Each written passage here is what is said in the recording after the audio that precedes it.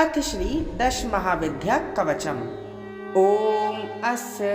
श्री महाविद्या कवचस्य श्री सदाशिव ऋषिः उष्णिच्छन्दः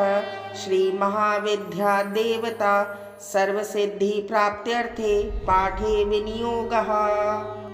ओम प्राच्यां रक्षतु मे तारा कामरूप निवासिनी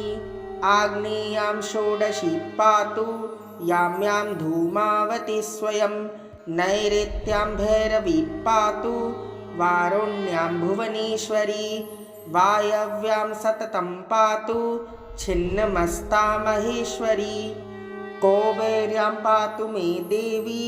श्रीविद्या बगलामुखी ईशान्यां पातु मे नित्यं महात्रिपुरसुन्दरी ऊर्ध्वं रक्षतु मे वेद्या मातङ्गी पीठवासिनी सर्वतः पातु मे नित्यं कामाख्या कालिका स्वयं ब्रह्मरूपा महावेद्या सर्ववेद्यामयी स्वयं शीर्षे रक्षतु मे दुर्गा भालं श्रीभवगेहिनी त्रिपुरा भ्रूयुगे पातु शर्वाणि पातु नासिकां चक्षुषी चण्डिका पातु श्रोत्रे नीलसरस्वती मुखं सौम्ये मुखी पातु ग्रीवां रक्षतु पार्वती जिह्वां रक्षतु मे देवी जिह्वाललन भीषणा वाग्देवी वदनं पातु वक्षः पातु महेश्वरी बाहु महाभुजा पातु कराङ्गुली सुरेश्वरी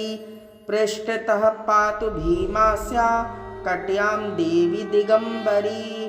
उदरं पातु मे नित्यं महाविद्या महोदरी उग्रतारा महादेवी जङ्घोरुपरि रक्षतु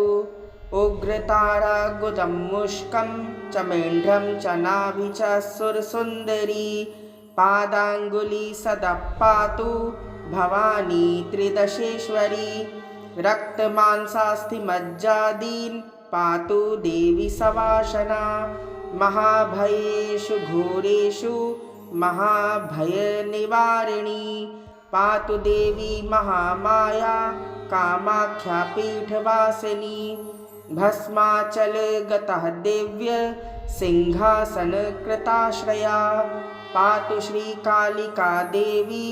सर्वोत्पातेषु सर्वदा रक्षाहीनं तु यत्स्थानं कवचेनापि वर्जितं तत्सर्वं सर्वदा पातु